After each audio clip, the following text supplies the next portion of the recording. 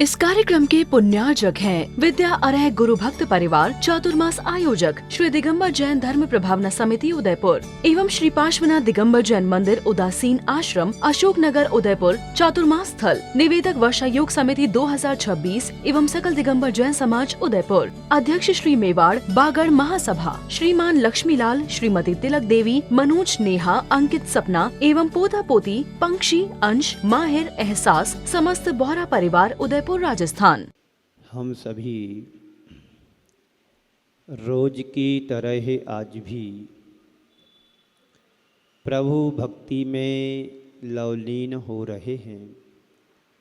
जैसे कभी आचार्य मानतुंग महाराज भगवान ऋषभदेव की भक्ति में लवलीन हो रहे थे, उनकी ही भक्ति का प्रसाद हम सबके लिए प्राप्त हुआ है। कल हमने पढ़ा था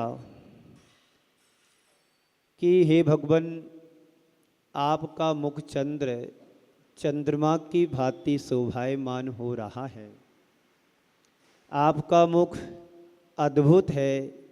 आपकी कांति पूरे लोक पर तीनों लोकों में प्रकाशमान हो रही है।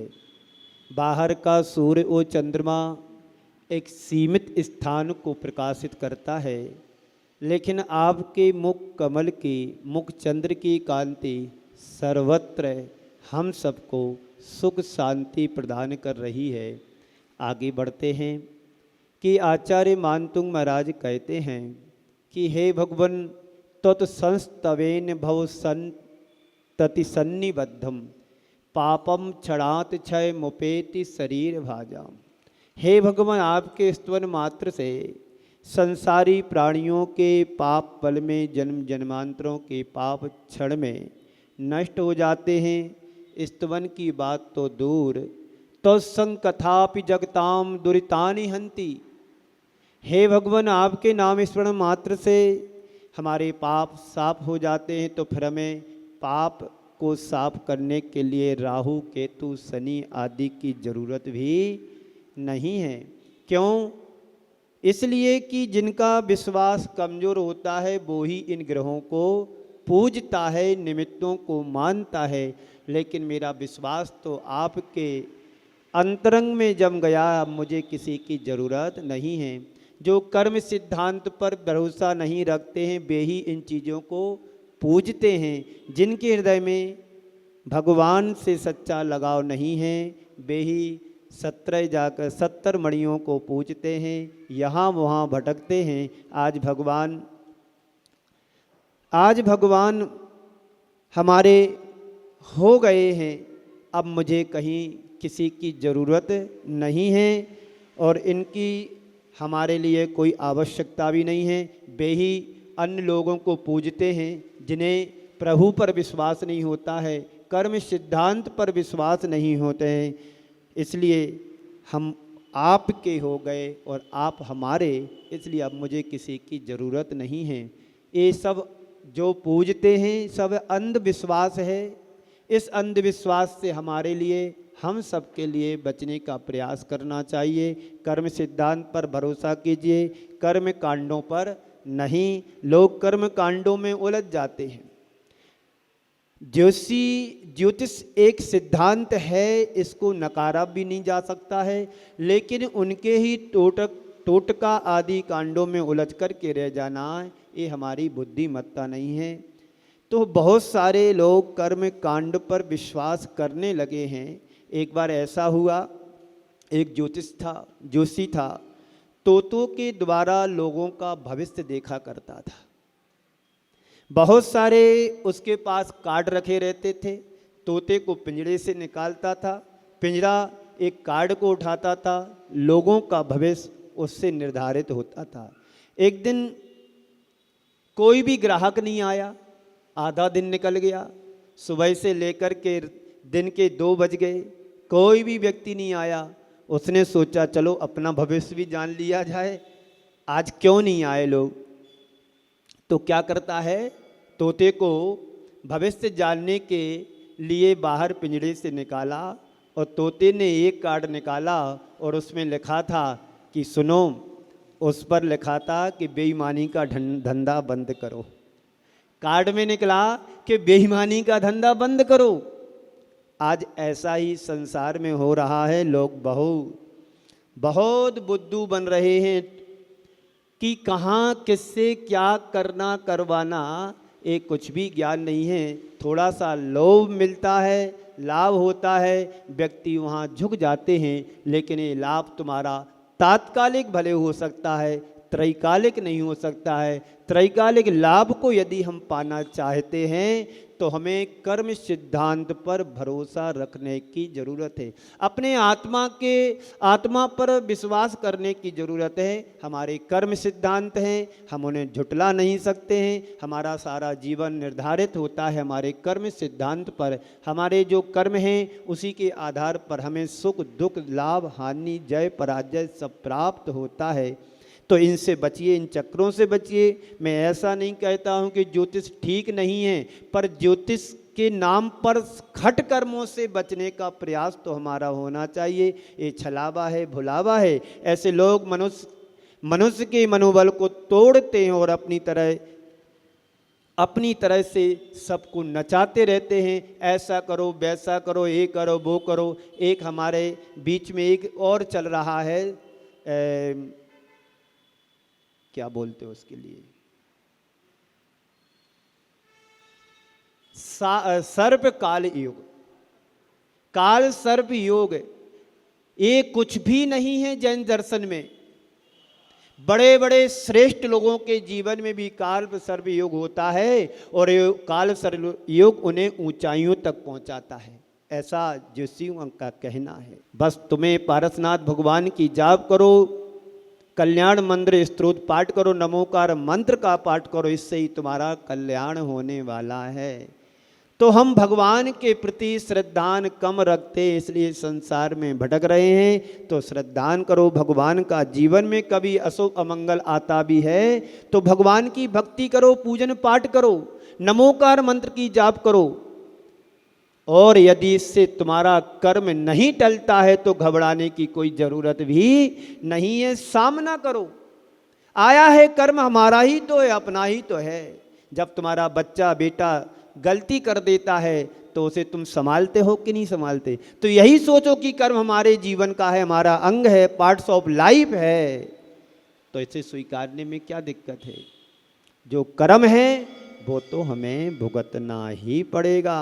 बस ज्योतिष के माध्यम से अपने भावी भविष्य को जानकर अगर वर्तमान को सुधारते हैं तो उसे जानने का थोड़ा बहुत लाभ है। अन्यथा आगत चिंताओं में उलझ करके ज्योतिषियों से सलाह ना लेना ये ज़्यादा अच्छा है।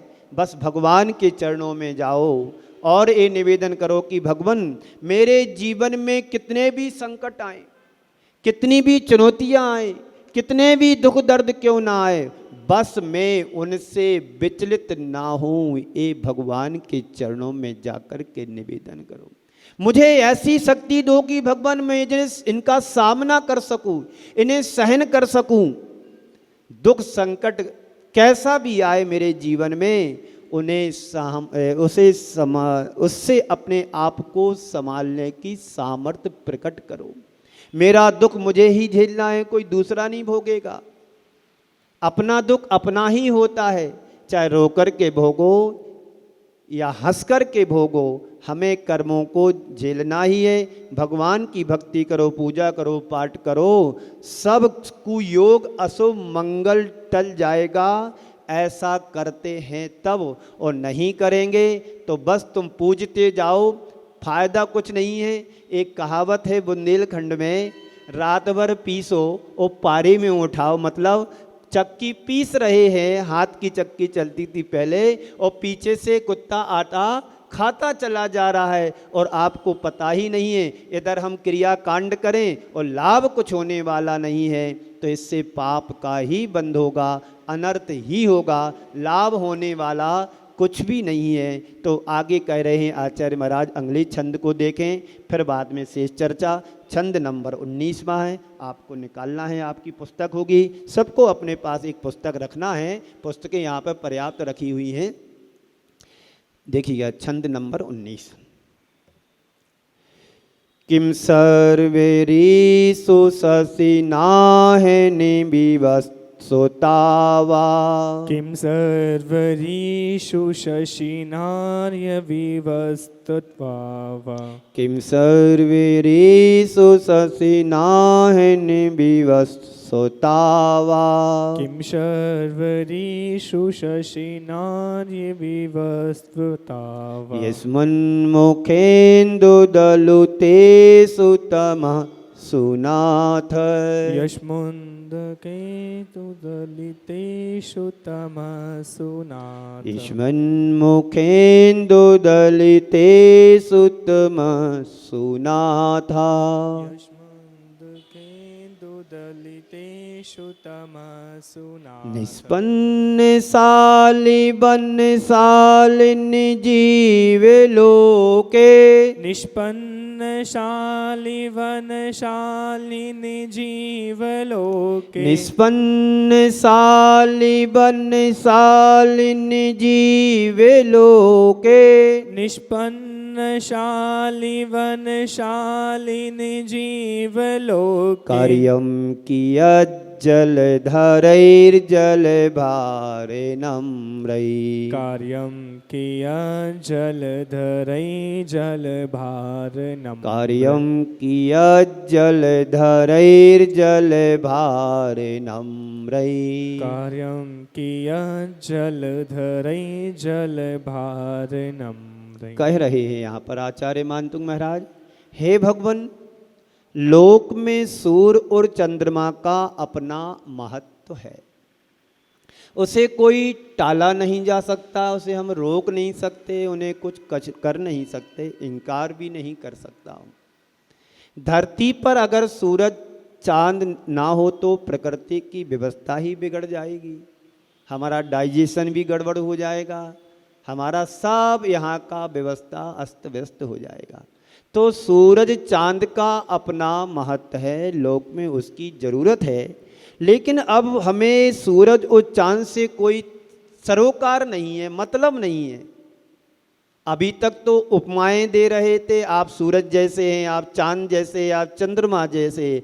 अब इस छंद में कह रहे हैं कि आप के लिए कोई सूरज और चांद की ज़रूरत नहीं है, अब आपको इससे कोई मतलब नहीं है, आवश्यकता नहीं है। क्यों? क्योंकि मैंने एक बात समझ रखी है, जान ली है कि कच्ची फसल को पानी की ज़रूरत पड़ती है, पकी फसल के लिए पानी की आवश्यकता नहीं होती है भगवान, पकी फसल के लिए नहीं। क्यों? फसल को पानी कब चाहिए बताइए? आप लोग खेती करते हो, कभी की होगी, देखी होगी। फसल को पानी की कब ज़रूरत होती है? जब तक वो कच्ची होती है, हरी होती है फसल। भगवान जिनकी फसल कच्ची है वे सूर्य और चंद्रमा के विभिन्न आलम्बनों को खोजते हैं, लेते हैं। मेरी फसल अब पक चुकी है भगवान, अब मुझे किसी के आलम्बन की ज़रूरत नहीं है, अब मैंने आपको पा लिया है, अब आपके अलावा मुझे किसी की आवश्यकता नहीं है, ज़रूरत नहीं है, केवल आप ही मेरे आप हो। पहले अर्थ देखेंगे, बाद में आगे व्याख्या, इसके भाव को समझेंगे। इसमन मुखेन्दु दलितेषु तमः सुनाथ, इसमन यानी आपके, मुखेन्दु यानी मुख चंद्र से, दलितेषु तमहसु रात्रि के अंधेरे के नष्ट हो जाने पर, दलितेषु तमहसु यानी रात्रि के अंधेरे के नष्ट हो जाने पर, किम सर्वरीषु शशिनाः, हे भगवान रात में चंद्रमा से क्या? किम सर्वरीषु शशिनाः अर्थात रात में चंद्रमा से क्या? और विवस्वतः वहनी अन्य विवस्वतः वा, दिन के समय में सूर्य का क्या? आपके मुख रूपी चंद्रमा से अंधेरा छट गया है भगवान, तो फिर रात्रि में चंद्रमा और दिन में सूरज का क्या प्रयोजन है? उदाहरण क्या दे रहे हैं? बहुत सुंदर उदाहरण दे रहे हैं। जो अभी बोला था ना, निष्पन्न साली सालिनी, फसल के निष्पन्न हो जाने पर यानी फसल के पक जाने के बाद जल भार नम्रई धरे, पानी के भार से भरे बादलों का किम कार्यम, क्या प्रयोजन है?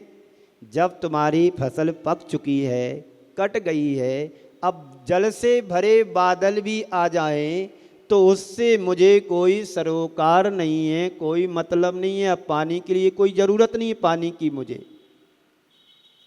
किम कार्यम, क्या प्रयोजन? लोक में कोई प्रयोजन नहीं है। क्यों? क्योंकि अब फसल पक चुकी है, अब पानी की ज़रूरत नहीं है। पानी की ज़रूरत कब पड़ती? जब प्यास लगती है।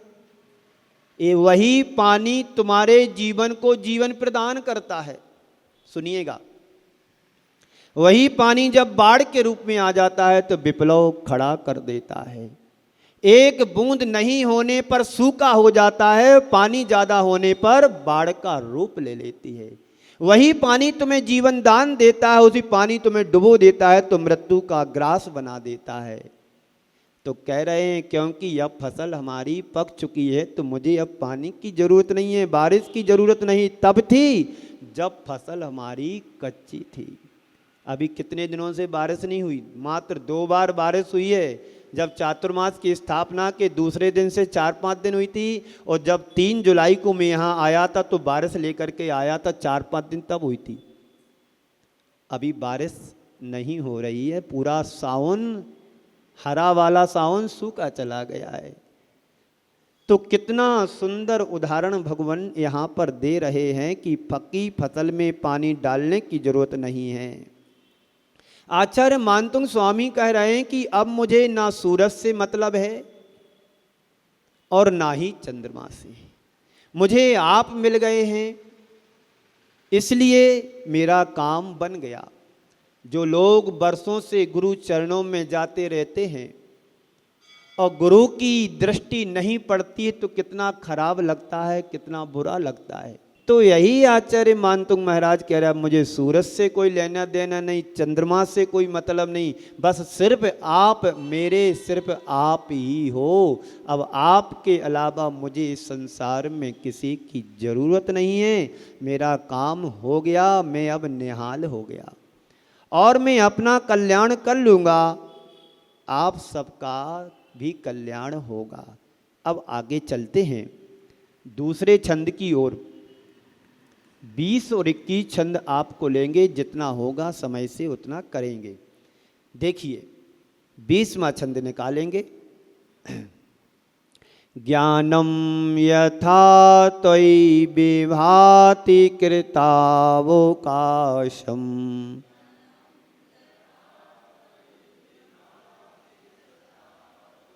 ज्ञानम यथा त्वयि विभाति कृतावकाशम,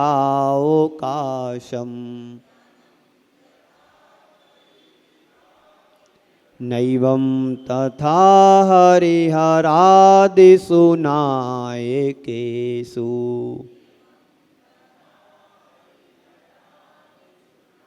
नैवं तथा हरिहरादिषु नायकेषु, तथा हरिहरादिषु नायकेषु, तेजा स्फुरन्मणिषु याति यथा महत्त्वम्, तेजा स्फुरन्मणिषु याति यथा महत्त्वम्, तेजः स्फुरन्मणिषु याति यथा महत्त्वम्, तेजा स्फुरन्मणिषु याति यथा महत्त्वम्, महत्त्वम् नैवं तु कांच सकले कोरिणा किरणाकुलेऽपि नैवं तु काच सकले किरणाकुलेऽपि नैवं तु कांच सकले किरणाकुलेऽपि नैवं तु काच सकले किरणाकुलेऽपि मन्ये वरं हरिहरादय एव द्रष्टा मन्ये वरं हरिहरादय एव द्रष्टा मन्ये वरं हरिहरादय एव द्रष्टा मन्ये वरं हरिहरादय एव द्रष्टा दृष्टेषु येषु हृदयं त्वयितोषोमेति दृष्टेषु येषु हृदयं तवितोषमेति दृष्टेषु येषु हृदयं त्वयितोषोमेति दृष्टेषु येषु हृदयं तवितोषमेति किं वीक्षितेन भवतः भुवि येन नान्यः किं वीक्षितेन भवता भुवि येन नान्यः किं वीक्षितेन भवता भुवि येन नान्यः किं वीक्षितेन भवता भुवि येन नान्यः कश्चिन्मनोहरति नाथ भवान्तरेऽपि कश्चिन्मनोहरति नाथ भवान्तरे कश्चिन्मनोहरति नाथ भवान्तरेऽपि कश्चिन्मनोहरति नाथ भवान्तरेऽपि। आचार्य मानतुंग महाराज भगवान ऋषभदेव की भक्ति करते करते और निकट पहुंच रहे हैं। अब उनके अंदर एक विशिष्ट दार्शनिक विभूति का दर्शन वो कर रहे हैं। वे कहते हैं, प्रभु आप सच्चे अध्यात्मवाद के प्रवर्तक हो। आपने हमें जो ज्ञान प्रकाश दिया है वो संसार में हमें कोई दूसरा प्रदान नहीं कर सकता है भगवान। वैसा ज्ञान अन्य किसी के पास नहीं है। जैसा ज्ञान आपके पास है, आपने हमें अध्यात्म का मार्ग दिखाया। इस युग के अध्यात्म के प्रवर्तक ऋषभदेव रहे हैं। उन्हें आत्मविद्या विशारद भी कहा गया है। उन्होंने हमें अध्यात्म का सच्चा मार्ग दिखाया, बताया, जो अनेकांत परख मार्ग था। उसे ही ध्यान में रखते हुए आचार्य महाराज इन दो छंदों में व्याख्या करेंगे कि प्रभु जो आप हो वो बस आप ही हैं। आप किसी व्यक्ति को देख करके आपका मन बड़ा प्रसन्न हो जाता है, उसके व्यक्तित्व से प्रभावित हो जाते हैं। बस आप तो सिर्फ आप ही हो। मैं अपनी बात क्या कहूँ, आपके सिवा मुझे इस संसार में कुछ दिखता ही नहीं है। अभी तक सूर्य की उपमाएं दे रहे थे, चंद्रमा की उपमा दे रहे थे, अब कह रहे सिर्फ आप ही हो। अब मुझे सूरज और चांद से कोई मतलब नहीं है, मुझे किसी चीज़ की ज़रूरत नहीं है। सब आप मिल गए तो सिर्फ आप ही हो हमारे लिए। ऐसे ही आप जब मंदिर में जाते हैं तो जब प्रभु के समक्ष, आपके समक्ष जब प्रभु होते हैं तो आपको क्या अनुभूत होता है कि हमारे सामने सिर्फ भगवान हैं और मैं उनके सामने हूँ। अब मुझे किसी और की ज़रूरत नहीं, किसी की बात की ज़रूरत भी नहीं। अब प्रभु हमें मिल गए, हमारा कल्याण सुनिश्चित हो गया। तो आपके समान और कोई लगता ही नहीं है। यदि कोई इष्ट हो तो आप ही हैं। मेरा आराध्य यदि कोई है तो आप ही हो। मेरा कोई उपास्य है तो सिर्फ आप ही हैं, और मेरा कोई पूज्य यदि है तो वो सिर्फ आप ही हो और कोई नहीं। ये भक्ति की चरम भावना की अभिव्यक्ति का एक श्रेष्ठ उदाहरण है। जैसे कभी मीरा कहती थी, क्या कहा था मीरा ने, मेरे तो गिरधर गोपाल और दूसरों ना कोई। बस यही भक्ति आपके हृदय में प्रकट होना चाहिए कि मेरे तो पारस प्रभु हैं, अब और किसी से लगन नहीं लगी है। इसलिए आप कहते हो तुमसे लागी लगन ले लो, तुमसे लागी लगन ले लो, अपनी शरण पारस प्यारा। है कि नहीं? प्यारा है पर वो न्यारा भी है, सबसे पृथक है, अनोखा है, अद्वितीय है हमारे भगवान।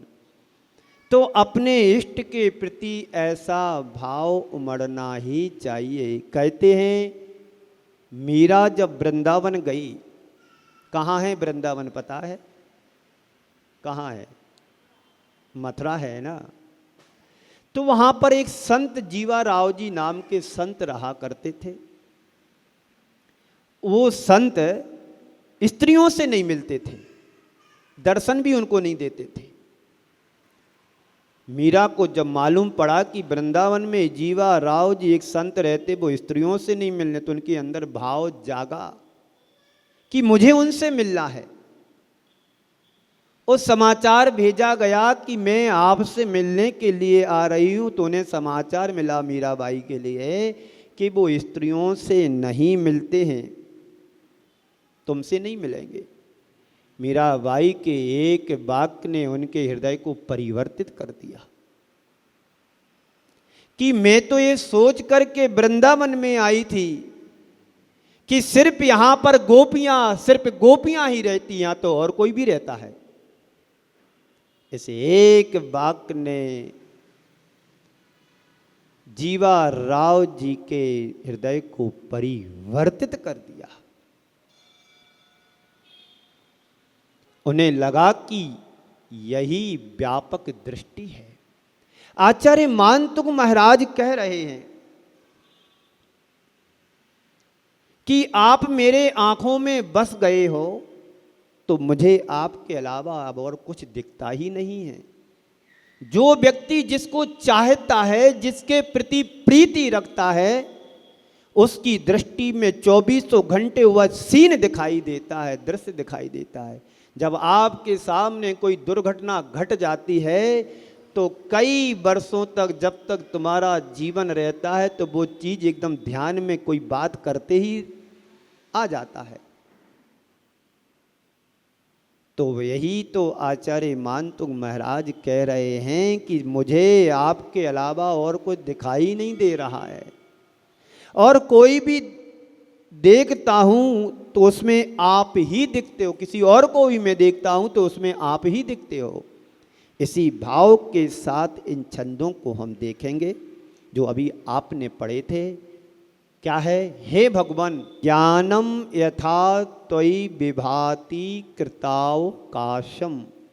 कृतावकाशम ज्ञानम यथा त्वयि विभाति कृतावकाशम ज्ञानम, अर्थात कृत अवकाश अर्थात परिपूर्णता को प्राप्त हो गए हो आप। अवकाश का तो सभी समझते। आज रविवार है कि सोमवार है? आज रविवार है, तो किसका दिन है? छुट्टी का दिन है, अवकाश।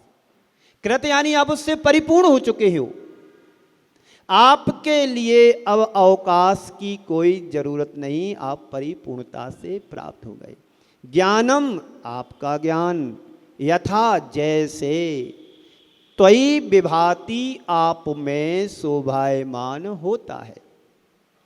जैसे ज्ञान आप में शोभायमान होता है, अर्थात आप में पूर्णता को प्राप्त जैसा ज्ञान है, हमारा तुम्हारा ज्ञान कैसा है? अभी कुछ भी ज्ञान नहीं है, ज्ञान का ढोंग करते हैं, ढंग से भी नहीं पढ़ पाते अपन।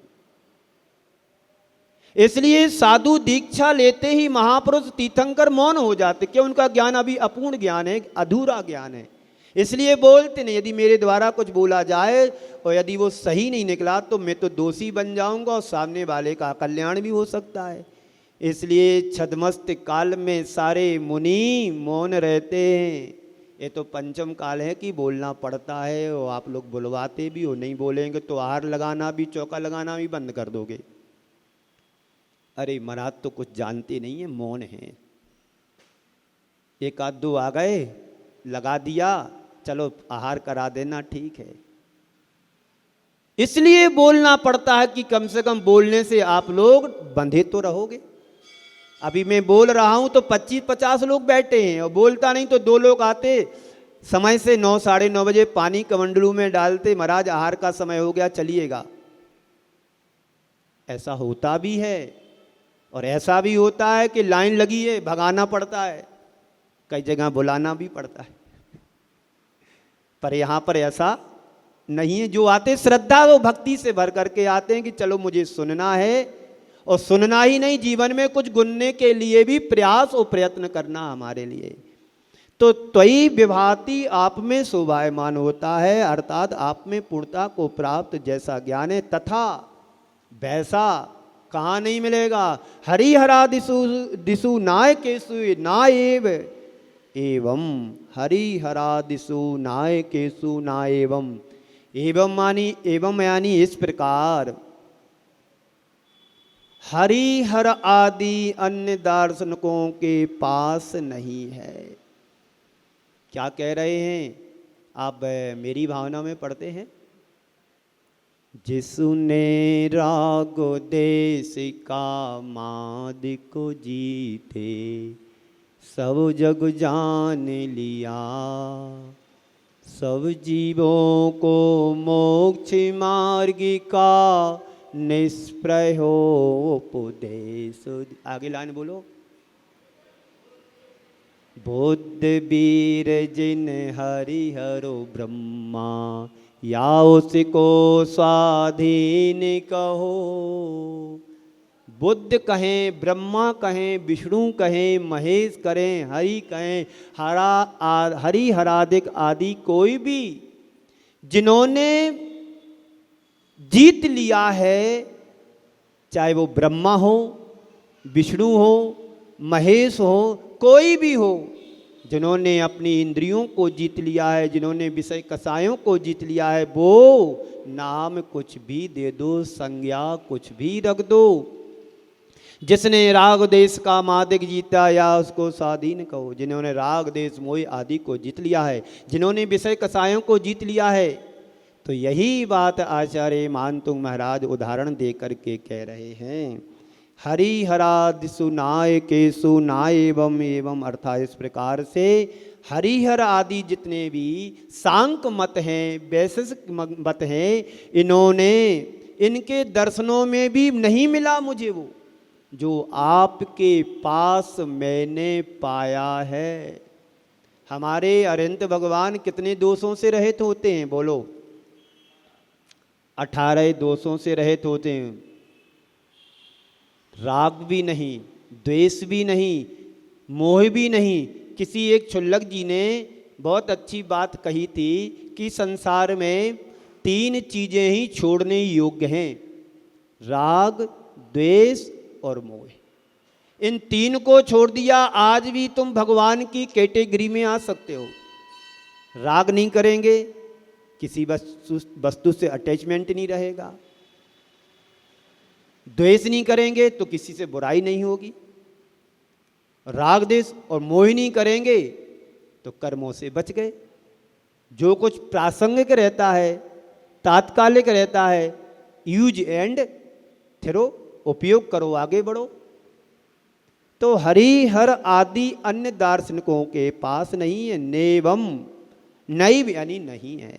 जैसा ज्ञान आपके पास है वैसा अन्यों के पास नहीं है। तेजा स्फुरन मणिषु याति यथा महत्वम। स्फुरन मणिषु, स्फुरायमान मणियों में फैलने वाला तेज महत्वम याति, महत्व को प्राप्त करता है।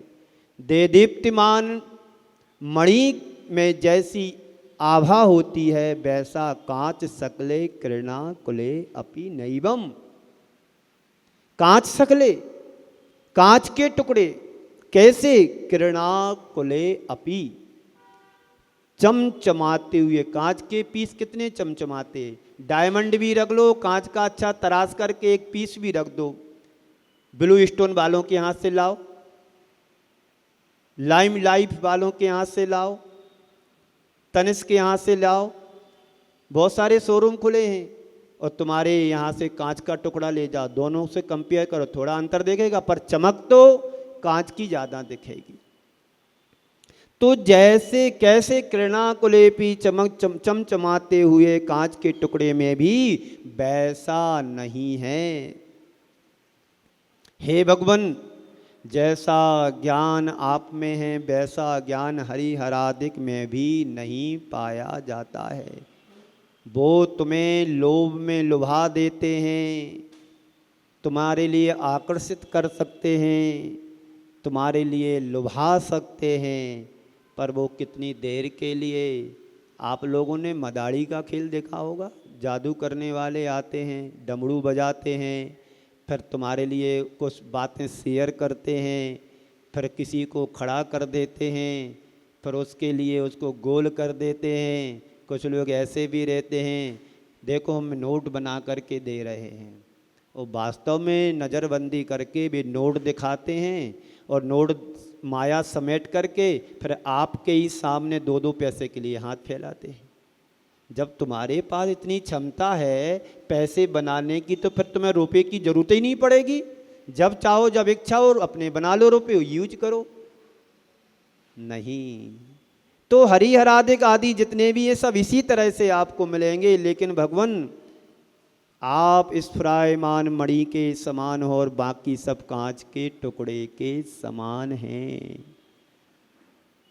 इसी तरह से कुछ चर्चा दूसरे छंद में भी कह रहे हैं कि मन्ने वरम हरिहरादय एव दृष्टा। हे भगवान, हरिहर आदि को मैंने देख लिया, अच्छा हुआ। हरिहर आदि को मैंने देख लिया, अच्छा हुआ। क्यों? क्योंकि मन्ने वरम, इसमें इसे मैं अच्छा मानता हूँ। क्यों? क्योंकि मैंने पहले उन्हें देख लिया, ये बहुत अच्छी बात है। क्योंकि नहीं देखते तो विकल्प बना रहता, अच्छा उनको और देख लेते तो अच्छा रहता, यहाँ और साइड पर चले जाते तो अच्छा रहता। कोई उदय पर आया और घूम करके नहीं आया तो मन में विकल्प बना रहेगा, दोबारा कब आएगा पता नहीं। क्यों महेंद्र जी, आपने तो सब घूम लिया होगा। बहुत अच्छा हुआ आपने नहीं घूमा, और जो घूमा है वो किसी से कम नहीं है। जो घूमा है वो किसी से कम नहीं है। ऐसे ही आचार्य मानतुंग महाराज कह रहे हैं कि मैंने अच्छा हुआ कि इन सबको देख लिया, क्योंकि मैंने पहले उन्हें देख लिया, ये बहुत अच्छी बात है। दृष्टेषु एषु हृदयम त्वयि तोषमेति। दृष्टेषु एषु, उनको देख लेने के बाद, किनको? हरिहर आदि दार्शनिकों को या मतों के लिए सुनने के बाद, देखने के बाद भी मेरा हृदय त्वयि यानी आप में ही तोषम एति, संतोष को प्राप्त होता है। तोषमेति यानी संतोष को प्राप्त हो गया। मैंने सबको देख लिया। किसको देख लिया? उदयपुर को देख लिया, कानपुर को देख लिया, और जबलपुर को देख लिया, ललितपुर को देख लिया, सब देख लिया। इसके बाद गुरुवर को देखा। अब आपको देखने के बाद किसी और को देखने के लिए आंखें तैयार ही नहीं होती हैं।